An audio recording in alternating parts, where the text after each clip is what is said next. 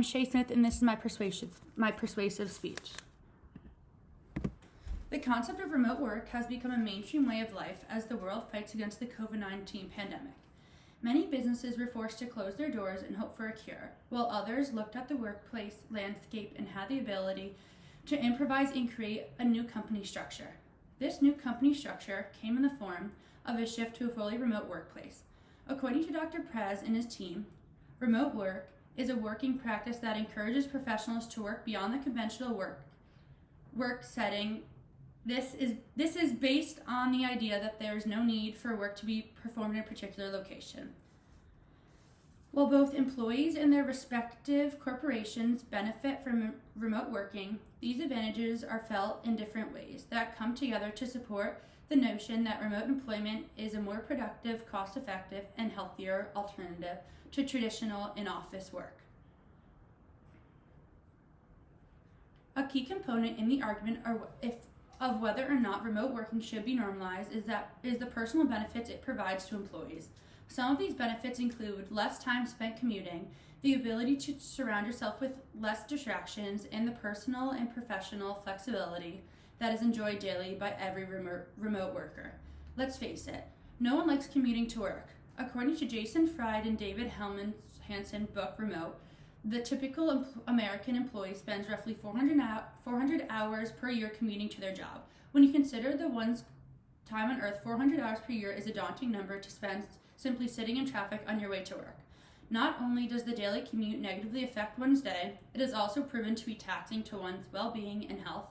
More specifically, an increased risk of obesity, insomnia, stress, neck and back pain, high blood pressure, and other stress-related ills such as heart attacks, depression, and even divorce. Even more impactful is the cost. Mary Backman writes that in America, commuters spend more on average 2% of their annual salary on commuting expenses. While 2% may sound like an insignificant number across America, that equates to roughly $16 billion annually and $1,249,000 annually per commuter. It seems ludicrous that employees are spending their hard-earned money on simply getting themselves to and from the workplace. While working in an office sounds like the cornerstone of the American workforce, many employees find themselves facing unnecessary and unwanted distractions day in and day out. As Jason Fried and David Heinemer note, a busy office is like a food processor. It chops your day into tiny bits. 15 minutes here, 10 minutes here, 20 minutes here, 5 minutes there. Each segment is filled with a conference call, a meeting, another meeting, or some other institutionalized, unnecessary interruptions. Meaningful work takes quality time and lots of effort, which requires uninterrupted time. Working remotely eliminates the majority of these distractions. When evaluating the subject of remote working, one cannot overlook the boosted quality of life this employment style provides. A major component of mental health revolves around one's quality of life. When a person evaluates their own quality of life, their enjoyment of their profession is always a key factor.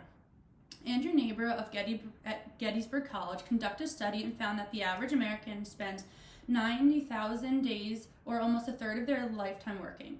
Remote working has been proven to improve an employee's mental health and quality of life due to the flexibility this work style gives the employee.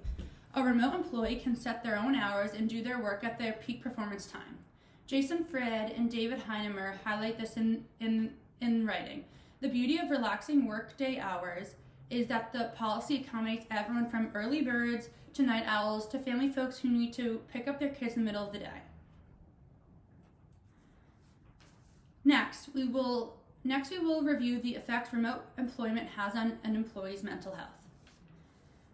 Chidi Ogubani from the London School of Economics writes, "From studying the effects of remote working on mental health, I found that some people may be inspired by it and use it to perform their jobs well. For others, remote working can cause a lot of stress, loneliness, and reduced performance." As previously discussed, remote employment can be great for the mental health of many employees, specifically those with more extroverted personalities. For the majority of extroverts, working remotely will result in higher productivity, more creativeness, and an overall better quality of life. These employees are happier working remotely due to the lack of commute, less distractions, more flexibility, and the ability to explore other hobbies that were ignored due to time constraints. Additionally, this style of work gives extroverts more time to be surrounded by the people they love and socialize with regularly. Ben Wong and his team found that the positive relationship between remote working intensely and job performance was stronger for employees low in social support at work.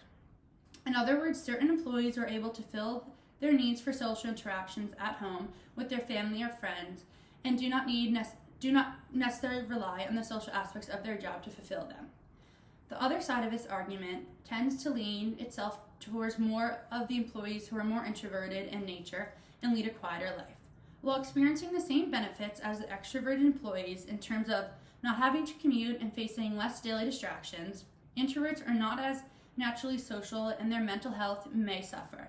Some of the more introverted employees may experience loneliness, depression, a lack of interest in their normal activities, and become prone to laziness.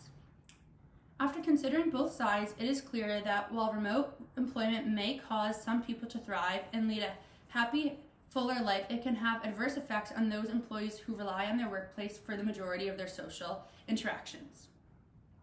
While a mother may find herself enjoying the flexibility and free time provided by working remotely, a single woman may miss the water fountain chats and daily group meetings that helped fulfill her needs for social interactions. In review, due to the COVID-19 pandemic, remote employment has become our new norm. I hope now you have a more comprehensive understanding of why switching from traditional work style to a more flexible work approach can better employees. While there are many benefits to remote employment, one must consider the harmful mental health issues involving with removing the in-person social aspect of the job. Thank you.